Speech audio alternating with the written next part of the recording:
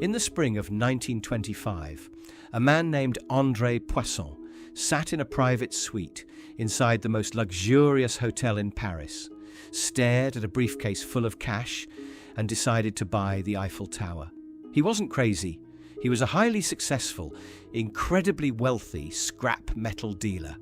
He genuinely believed he was closing the deal of the century. Minutes later, the man who took his money walked out of the hotel, drove straight to the train station, and vanished. He left Poisson with absolutely nothing but a forged contract and a realization that would ruin his life.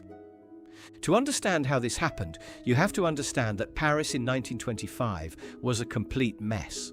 The city was still bleeding financially from the wreckage of the First World War. Money was tight, taxes were high, and public infrastructure was rotting. Right in the middle of all this stood the Eiffel Tower. Today, it's a global symbol of romance. Back then, many Parisians thought it was a hideous, rusted eyesore. It was built only for the 1889 World's Fair, and the original agreement was to tear it down after 20 years. By 1925, it was way past its expiration date. The paint was peeling, the iron was corroding, and the city was spending a fortune just to keep it from collapsing into the Seine. Newspapers were constantly running opinion pieces, calling for the government to just give up and scrap the whole thing. Most people read those newspapers and sighed about the state of the city, but a man named Victor Lustig read them and saw an opening. Lustig wasn't a government official. He wasn't even French.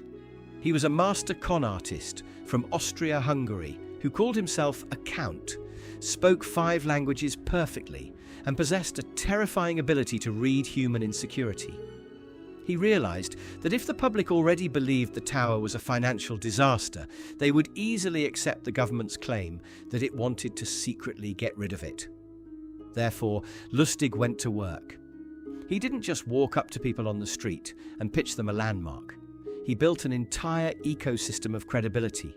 He hired a professional counterfeiter to create flawless replica stationery using the official letterhead of the Ministry of Posts and Telegraphs. He sent out highly confidential letters to the top 5 scrap metal dealers in Paris. The letters were elite, mysterious, and urgent. They invited the dealers to a top-secret meeting at the Hôtel de Crillon, the most expensive and prestigious hotel in the city. When the dealers arrived, Lustig was waiting for them in a lavish suite. He introduced himself as the Deputy Director General of the ministry. He looked the part. He wore custom-tailored suits, carried himself with aristocratic poise, and spoke with the quiet confidence of a man who handled millions of francs every day. He told them a massive lie. He said the government had decided the Eiffel Tower was too expensive to maintain. They were going to dismantle it. They were going to sell the 7,000 tons of premium iron to one single trusted dealer. But he stressed this had to be kept completely quiet. If the public found out the city was destroying its most famous monument, there would be riots in the streets. Lustig didn't pitch them, he let them pitch him. He took them on a private tour of the tower, flashing a fake government badge to bypass the lines, and watched their body language. He wasn't looking for the smartest guy in the room. He was looking for the most insecure one. He found exactly what he wanted in André Poisson. Poisson was rich, but he was a newcomer to the Parisian business elite. The old money crowd looked down on him. He desperately wanted a massive historic project that would cement his legacy and make him a legend in the industry. Lustig saw that hunger and zeroed in. Therefore, when the bidding process ended, Lustig informed Poisson that he had won. But just as the trap was about to close, everything almost fell apart. Poisson's wife started asking questions. She was suspicious. She wanted to know why a massive government contract was being negotiated in a hotel room instead of an official state building. She wanted to know why everything was so rushed. Poisson started to hesitate. He backed off. The entire con was seconds away from collapsing, but Lustig didn't panic. He understood human nature too well. He realized that if he acted defensive, or tried to show more fake documents, he'd look guilty. Therefore, he did the exact opposite. He scheduled a one-on-one meeting with Poisson and completely changed his strategy. He didn't talk about the tower. Instead, he leaned in close, lowered his voice, and began to complain. He talked about how hard it was to survive on a meager government salary.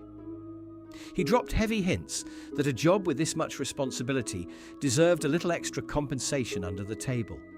It was a stroke of absolute psychological genius. Poisson didn't get suspicious. He actually relaxed.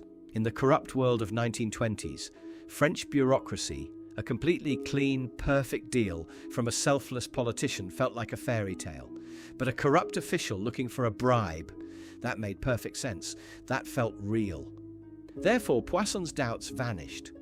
He didn't just hand over the massive sum of money for the Eiffel Tower contract. He handed over an additional fortune as a personal bribe to secure Lustig's loyalty.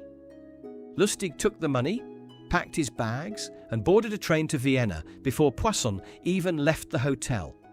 He waited for the fallout. He bought the daily Parisian newspapers every morning, expecting to see his face on the front page. He waited for the police to storm his hotel. But nothing happened. Days turned into weeks. Total silence. Poisson had realized he was conned, but he also realized something else. If he went to the police, the entire world would know he was the idiot who tried to buy the Eiffel Tower. His reputation would be dead. His business would be ruined. He would be the laughingstock of Europe. Therefore, Poisson chose financial ruin over public humiliation. He swallowed the loss, hid the truth, and never told a soul. Lustig sat in Vienna and realized he had just committed the perfect crime. He had a fortune in cash, and the victim was too embarrassed to even report it. Therefore, Lustig reached an absolutely insane conclusion. If it worked once, why not do it again? 6 weeks later, he got back on a train and returned to Paris. He checked into a different luxury hotel. He used the exact same forged stationery. He invited a completely new group of scrap metal dealers to the exact same pitch. He went through the entire routine, found a new target, and convinced him to sign the papers. But this time, fortune didn't favour him. The second mark wasn't like Poisson. He didn't care about his pride or his reputation. The second he noticed something felt off, he walked straight to the police station and reported the scam.